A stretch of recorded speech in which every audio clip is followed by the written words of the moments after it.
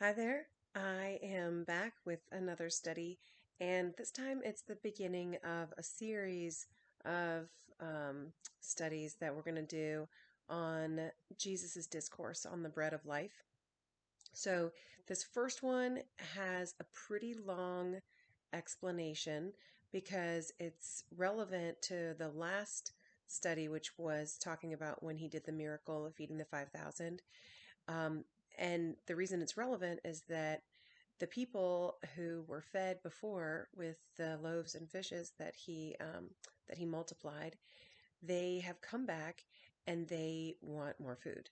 So he knows that they're looking for physical sustenance, and he's explaining to them that he is the bread of life, that they don't need to, that's not what they need to be coming to him for.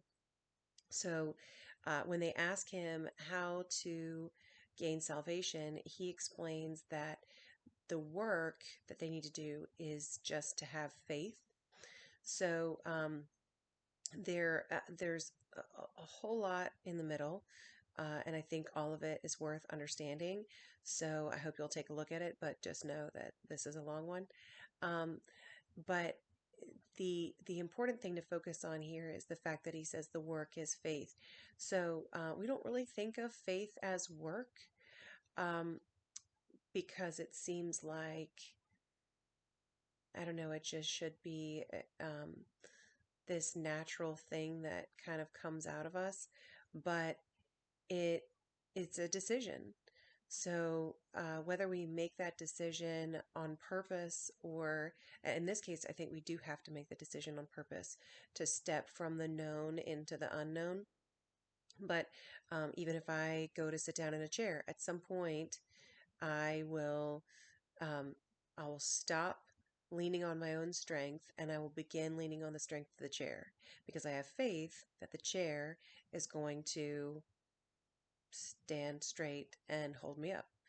So now, if it didn't, if I gave up my strength and started to lean on the chair, and then the chair fell down, broke, got pulled out from under me, then obviously I would fall down because I would not be leaning on my own strength. But at some point, there is a conscious or unconscious decision to to to lean on the strength of something else other than yourself.